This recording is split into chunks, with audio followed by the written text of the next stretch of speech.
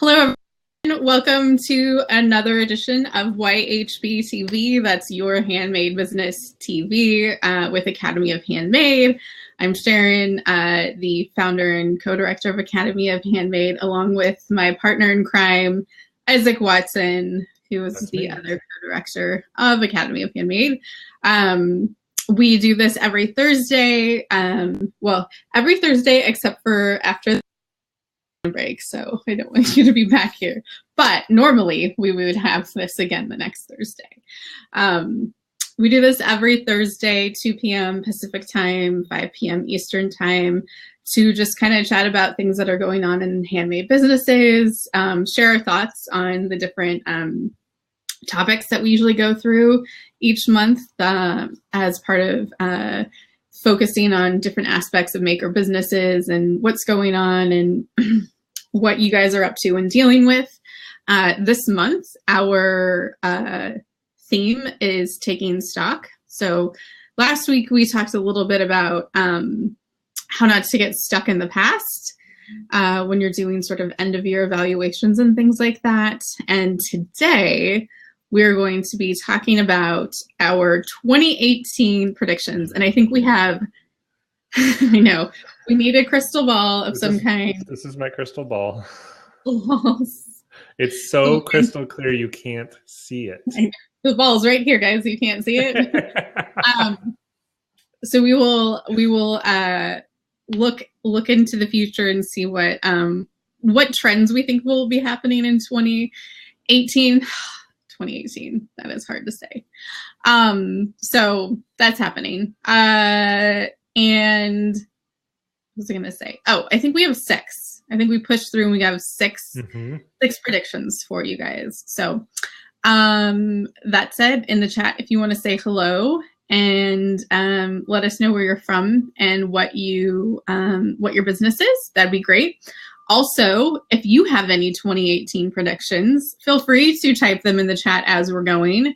If you have questions, you can put them in the chat, or you can use the Ask a Question button down below too. So, am I missing anything, Isaac? I was just going to give a shout out to Amanda and Erwin. Thanks for joining us today. We see you both in the chat. Say hi if you're also watching and you have not said hi yet. I was going to mention that it's important to know that this prediction process was highly technical and science-based. Yes. There was a lot of rigorous computing that went involved. We're basically the Nate Silvers of handmade is what we are. Is that our new tagline? The Nate, but parentheses, but not, because no equations were done to come up with any of this. I can make a spreadsheet. Yes, that's true. I don't know what would go in that spreadsheet. A pro-con list. Use it as like a Ouija board of some kind where you just kind of land on the different words and put it together. That's what I think is closer to our. Yeah, pretty much. The Nate Silver of makers, but with like a Ouija board, basically. All that to say that despite the crystal ball and the Ouija board, we do our State of Making Summit every year, where we kind of look at the year in review and look at the, trends that are happening and things like that. So, we have noticed some common themes over the course of this year, and that's kind of how we started this whole conversation and came up with these predictions. And okay, so they're not science backed, but we think we hope they have some merit. So that's kind of the caveat. I think we have some good evidence to support these theories. Oh my God, I'm crying because that was so funny. I don't know. I don't understand. Anyway, so shall I kick things off? Yeah, let's do it. Prediction number 1. Prediction number 1. Drum roll, rubbing the magic ball.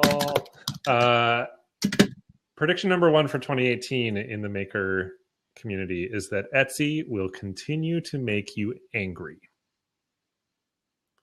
A bold prediction. It's out there, I know. But really? we have seen over the last several years. I mean, even since Etsy first started, there have been a lot of changes to their business. They've made a lot of decisions that have got people up in arms. I remember when Rob Kalin stepped down as CEO and Chad Dickerson came in, and people were in an uproar, and then everybody was... Old man Isaac telling us about the old 20 days. years ago. No, but basically, it's not going to stop. Etsy's going to continue to do things that are going to benefit what they think is right for their business and for their shareholders. And essentially what that means for makers are a couple things. One, you can, I don't want to swear, but you can whine and complain about Etsy all you like. But the thing to focus on is what you can control. And one of the things you can control is not having all of your eggs in the Etsy basket. One thing that we've learned this year is that despite its relative small size, Handmade at Amazon is actually doing pretty well as a marketplace, and they're putting a lot more effort into it over the holidays. I think they will continue to do that. I think other marketplaces, whether they're specifically handmade or they are more design oriented, are going to continue to grow with their own following. And I think all that does is stress that that you cannot have all of your eggs in the same basket, and that even we lost Sharon.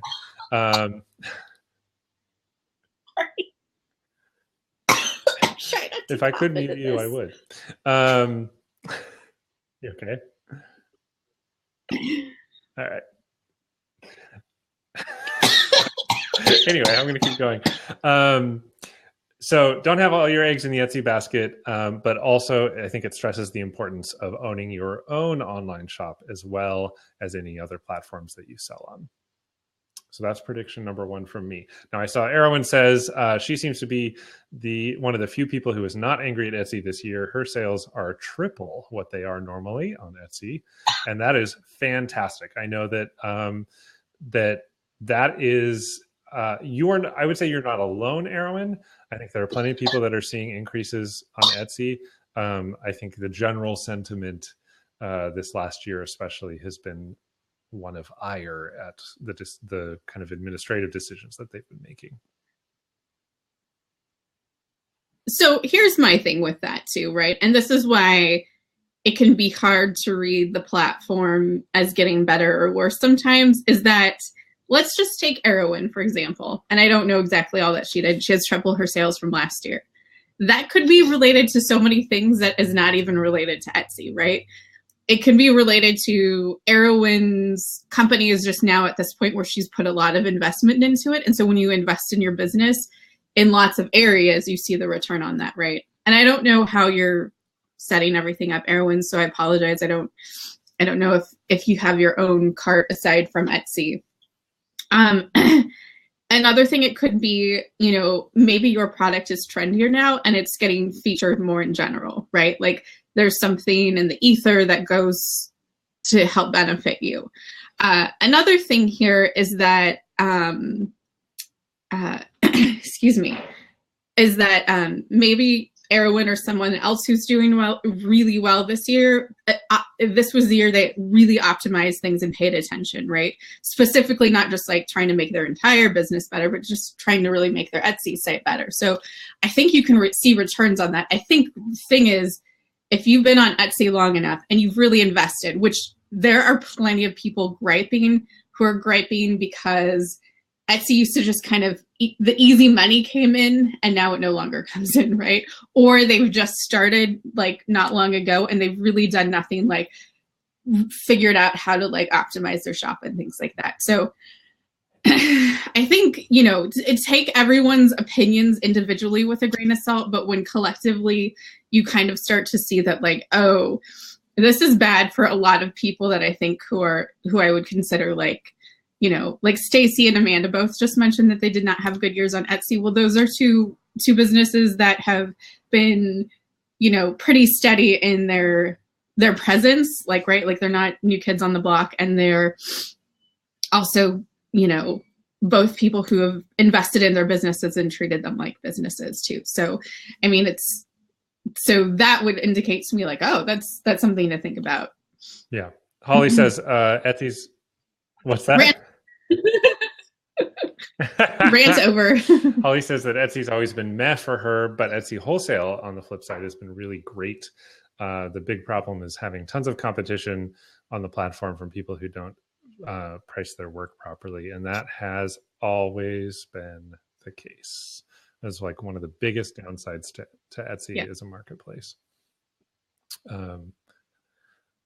Totally. And I would definitely say, you know, if you haven't looked into wholesale this year and you haven't looked into Etsy wholesale basically still is free now, right? Like they were weirdly charging and stuff, but now I think it's regular.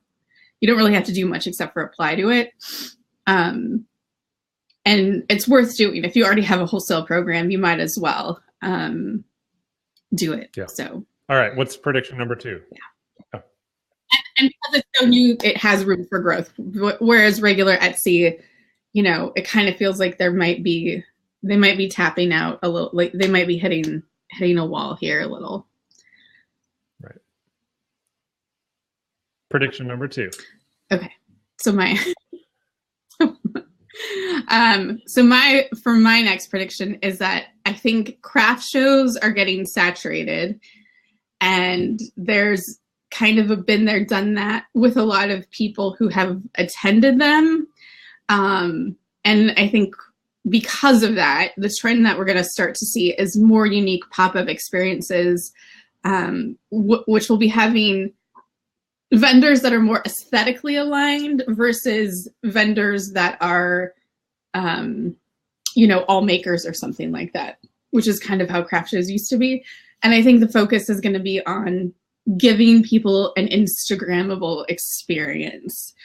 And this is going to be something that's, you know, I think maker driven and not, or, you know, whatever, business driven and not shop oriented. So I'm talking about stuff that's not your typical trunk show in a shop situation. I'm talking about an intentional group of vendors or one person who wants to head it up and get everyone together, figuring out a space and then creating a pop-up experience from there. And where I was kind of seeing this is, and thinking about this is, so the brand Bando, which I'm sure most of you probably know, their heart bag and their planners, I feel like are fairly ubiquitous and like the hot trendy thing. They just recently did a weekend pop-up experience where it was their stuff was being sold and a couple other independent lines and then like a pretzel, artisanal pretzel maker. And it was a mall theme. So it was like late 80s mall situation and like decorated that way. And so like the experience was like basically like an independent mall. And it was like nostalgic. And the point of it, you know, it was so that you would have this shopping experience that was very curated. And it was limited run, right? It was only for a weekend. I think they could have probably done more weekends, but, so I think there's things like that. Another one is like our friends PF Candle Co. They did their own pop-up shop. They took over basically the end of a lease from somebody else that just happened to fall in the holiday season. They created their own shop, and bought wholesale from other you know, lines that were relevant to their brand into the shop as well too. So I think that's something we'll be seeing a lot more of. The Hickory Farms model, yes. Rolling around the holidays, set up shop in the mall. And... Copyright Stacey Wendland, 20. That's brilliant. Model. I like it. I'd like to see a sausage pop up, right? Like, there's definitely that's going to happen. I'm sure. You could call it Sausage Party. There's yeah, I was going to say there's going to be like Instagrammable sausages. Well, I mean, I'm just waiting for like here in Portland, we have Olympia Provisions and all kinds of food oriented makers that would totally get behind that, I think. Yeah. Yeah, all right. totally. Okay. So prediction number 3, I think is going to take a little bit of explaining, but prediction number 3 from me is that craft washing will continue to be a thing. Craft washing is this notion that I picked this up from an old colleague, that when big brands see the success of the maker movement and they start adopting terms like artisanal or maker made, or like you see this Cost Plus World Market does this like crazy. It's like, oh, we have makers from around the world. Well, their makers are questionable. And, you know, even other big brands are using handmade to their advantage, even in a positive way, like West Elm bringing makers in for pop-ups in their shops and doing maker-oriented events and things like that. That's going to continue to be a thing, and I think what that means for the actual makers and not the brands that are capitalizing on the terminology or the trend is that you're really going to need to reconsider how much you can lean on those descriptors like artisan and unique, because those are starting to be diluted, and people are becoming desensitized to them. So you're going to need to lean on your actual story behind your products and your process, and really work on communicating and messaging that, instead of just using the term handmade or artisan or unique or whatever it is, to establish yourself as something different than what Urban Outfitters or West Elm or whoever else is calling maker made or handmade, things like that. Totally. And I think, you know, kind of like the same thing with craft shows, the novelty of handmade has maybe worn off a little. And it's not that people don't still value it. I think it's just it's less of a really good way to differentiate yourself anymore, because it's not really differentiating. It's not the unique selling proposition that it could be at one time. And relying on it is probably not going to get you very far. So I think, you know, in the case, because I know some of the businesses of people that are watching right now, in the case of Erwin, it's not just that her designs are handmade or that her process is unique. It's the important thing is that her designs are based on paper cuts or digital illustrations, but that they're printed on wood veneer, and that that you're actually explaining what that unique process is. And Erwin, I'm sure you've found this in the work you've been doing to market your stuff. But that going a little bit deeper and explaining that is going to become more and more important. Okay. So the next one, number 4, social media. It was fun while it lasted. JK, not JK. So if you've been paying attention to the news today, net neutrality has currently been approved for repeal by the FCC. It still has to go through Congress, I guess, for final approval. So hopefully they're not total lamos on that. But we can't count on them for anything. There's things, you know, already in the works with algorithms, and, you know, I just even think like saturation of some of these things and people growing tired of the novelty of some of social media, that you know, they're definitely not where they were a year ago or 2 years ago or 3 years ago. So if you are sort of like, you know, really feeling like you're hitting a wall with stuff, like you should definitely take stock, reevaluate, and realize that what worked before is not, I mean, I think this is a yearly thing or even a half yearly thing, but like what was working you here 6 months ago wasn't going to get you, you know, to the next place. And I think more so than ever with social media, I don't even know if it's rapidly changing. I feel like it's rapidly stagnating, I guess. Going back. You know, I feel like how they're being used, what people want out of them, people's relationships with brands on there. It's very different, and what brands can accomplish on there is very different. So, yeah, those are my thoughts. Even outside of the net neutrality conversation that's out and decisions that are being made, you take something like Instagram, which has been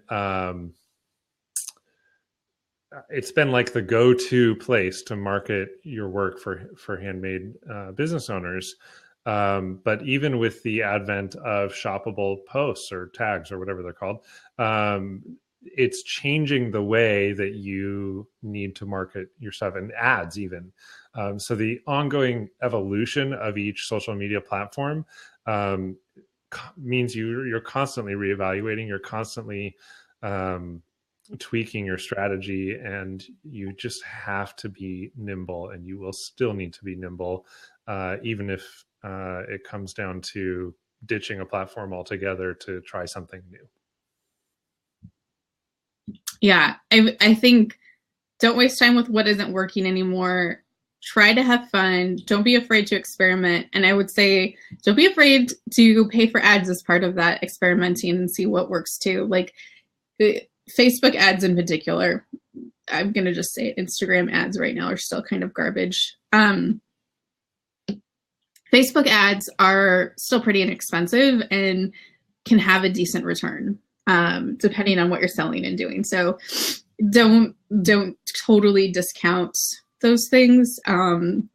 You're a business, and paying for that stuff to operate your business shouldn't be something that you should be worried about. And it's for who it reaches. If you're doing it right, it's pretty cheap considering. Exactly. So definitely better than a newspaper ad long ago. So yeah, for sure. Yes, Aaron, I have no doubt you know that about how to talk about what makes your products unique. And I think yours was just an easy example to point out because I'm so familiar with it. She also says, I think it's been the Facebook and Instagram ads that have made a difference for her Etsy sales, but also their new way of doing sales that show up on the listings. And yeah. You know, I would love to see Arrowin pop up in the advertisement for listings from Etsy, but instead I get the weird wet babies and was the other weird thing that I got the other day that I was just like, what? No, I don't. Nobody wants this Etsy. This is not holiday cheer. Get it out of here. Oh, that's right. You sent me a screenshot of something you came across like a week ago, and we were just like, what? Like, who? It was like they've been sending me multiple things, and I'm like, how did I get this here? Okay, prediction number 5 for 2018. Sorry, before I go into that, I should say, if any of you have additional predictions you'd like to throw out there, we would love to know what they are. We can review them at the end. So just a reminder. Prediction number 5 from us would be that there will be, I'm trying to think of the best way to phrase this, a continued benefit to your community through charity and advocacy as a handmade business. So we have seen a lot of makers step up after hurricanes and fires and all kinds of, whether they're regional or global or whatever tragedies, and do benefit products. And that has actually been a really, really impressive thing to see, because for some reason, we've found that people are more likely to resonate with something like that from a maker than they would from a big brand. And so what's great about that is that you can help do good in the world and help give back through that, and help build a stronger community that way. So, you know, I'm sure you all have seen the Ventura pins that Nicole Stevenson did for Dear Handmade Life to raise money for them. I know some makers here in the Portland area did, commemorative products to benefit after the Eagle Creek fire and help restoration efforts. We did our own fundraiser for our team member in Puerto Rico. Communities are galvanizing around that kind of stuff. And So I think that's a fantastic way. And I say this not to capitalize on it, because obviously they're not money makers, but to deepen your roots with your community and to build a stronger, more cohesive group of people around you. Yeah, and I don't even think it necessarily has to be making money, though it can be for whatever the cause is. I was thinking about which is money, though. Lisa Solomon has like a monthly auction that she does that benefits different charities called Artists Take Action, and it has an Instagram for that.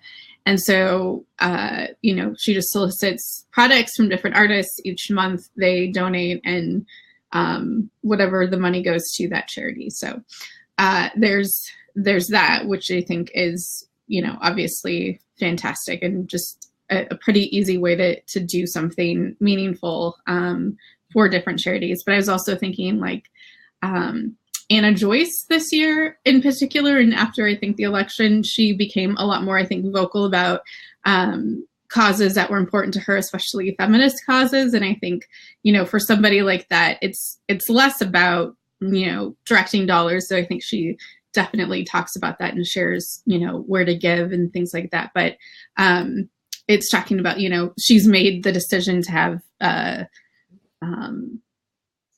her business take a stand and be meaningful and have a particular point of view on things. Obviously, not everyone's business always makes the most sense for those things, but it can, and I think we'll probably see even more of that. I think Stacey Stacey summed it up really brilliantly by saying, we can't expect our community to support us if we don't support them. That is so true.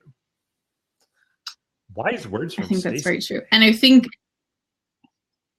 right? And I think we have to really think about what community means, right? And so for some people, like I said, Anna Joyce, her community is mostly women, and there's a particular point of view that comes with that. So she's not alienating people the way that she would if, or, confusing people the way she would if she was advocating for a cause that was totally just unrelated or went against what she was trying to do. So. Exactly. And that is a perfect segue into our final prediction, actually. Sharon, why don't you close us out? Well, I think it's kind of a nebulous prediction, but I think our customer communities are going to have a lot more, or have had more, shifting needs. And so I think it's less about whatever trendy doodad or, color story or things like that, and those aren't bad. But I think a lot of times when we think about like how to meet customer needs, it's like a very product-based thing, right? It's like, how can I find a way to make a better product, or a product that can better meet my customers' needs? And it's a little bit, more of like a physical good situation. Whereas I think people are, and this is, why I think sales have been rough this holiday season, is I think there's like a comfort and emotional tending to that people are looking for from brands and products. And it's less about maybe so much like the trendiest thing right now or whatever, but it's a little bit more about like having that deeper meaning. I don't know how a better way to say it. Like, it's a little bit more psychographic rather than, demographic, I guess. It's tapping into, I guess, a mood of people rather than just something that might be a little bit more surface or almost too practical, if that makes sense. Kind of more emotional connections and psychological connections than just aesthetic or trend-based or things like that. Yeah. Yeah, like there's a real, and which, right, like it's super hard. I'm not acting like this is going to be easy or whatever, but I think there's a feelings generated that's going to become more important than a just transactional, I guess. If that makes sense. Does that make sense, you guys? So did we get any holiday predictions in here? Seen any. You guys have holiday predictions? Or did we just cover all 6 of them? Basically, we just know everything. Holiday predictions, 2018. Yeah. Yeah. Mm-hmm. Any predictions, you guys? Does anybody want to argue with us that our predictions are never going to come true? Bogus. Charlatans, all of you. Even though we really had, we number crunched. Stacy says, I think with the saturation of handmade, people are expecting higher quality. Mm-hmm. I totally agree too. And I think there's definitely just the caliber of people at shows now is very high. I mean, it used to be that the higher end was like a few booths, you know, like the types of quality of thing was, you know, maybe like 25% of people there, where it's now, I want to say like 80% of people there, where stuff is very well made. Stuff is, you know, interestingly trendy. And I think that's going to manifest itself through, you know, craft show vendor selection and things like that too. I think, you know, the bar is raising generally. So really making sure that your products are on point from a production standpoint is going to be helpful. That's a great one, Stacey. Your products that I think, you know, that always goes back to, and I think we've said this before, is like making that website and all of your collateral look really good. Having that nailed down will set you apart from other people. Even if your product is on point and great, it's hard for people to buy that and think that it's worth paying for that premium price if the other things around it aren't premium. So Amanda says, I think personal products will continue to rise in popularity and very last minute shopping all at Amazon Prime now. Yeah, I mean, I feel like that's the biggest bummer for makers is most of them are not able to get themselves to the Prime situation. Or, you know, most makers are usually probably closing up shop at least a week before other online shops are.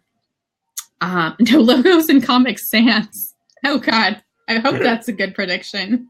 I hope that comes. I think true. She meant as far as quality goes.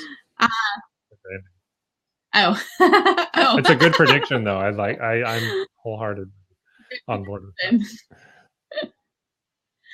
that. Yeah, no. So I think that sort of immediacy is a bummer. I think one way you can roll the dice on combating that is having shows right before the holiday season, or basically Christmas, right? This is all counting down to Christmas. Basically doing things right, having a presence physically so that people can spontaneously grab stuff from you versus, you know, obviously getting stuff done online is hard. It's interesting because Renegade's doing a Portland show the weekend of Christmas, or Friday and Saturday, I think, before Christmas. I'm very curious to see what kind of traffic they have and whatnot.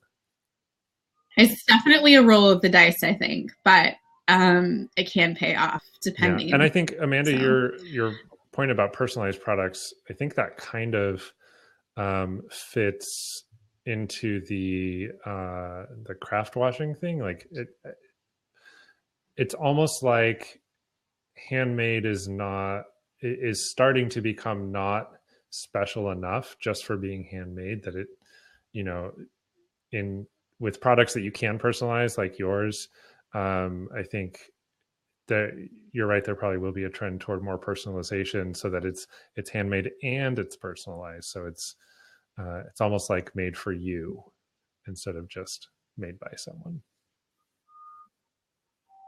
Totally.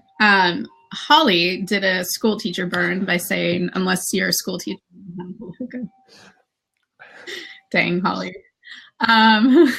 She said, or offer local pickup options or a last minute holiday pop-up shop. Yep. The local pickup option is definitely one to consider too, if you are able to do so, or live in a city where people might live. I mean, if you live out in the middle of nowhere, then it's probably going to be difficult. I don't know. I drive out to Boring, Stacy, to pick up a product. Boring, Oregon, where she lives. That's what it's called. The other thing I was going to add, I know we're kind of over time, but I think part of the Prime Now demand thing is also affecting makers from a inventory on hand standpoint. I know a lot of makers can't necessarily afford to keep a lot of inventory on hand, or they don't have the space to, especially if they make larger products.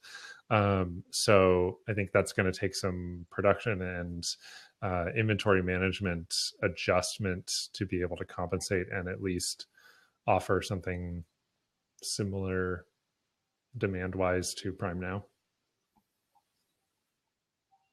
Yep, totally. All right. Well, those are our 2018 predictions. We shall see if they come true. This is going to be available for anyone to watch for posterity's sake, so they can come back and call us out in 2019 when none of this. And in 52 weeks. Everyone loved Etsy in 2018. Nobody hated it. It's so weird, weeks Isaac. From now, we will be revisiting these at 52. Can you imagine doing 52 episodes of YHB TV between now and then? Anyway, we'll revisit these predictions, figure out if they've come true or not, analyze how wrong we were or how right we were, and then give you predictions for 2019. It'll be amazing. Yep. This is exciting stuff. So you'll just have to keep watching for the next 52 weeks until we get to that.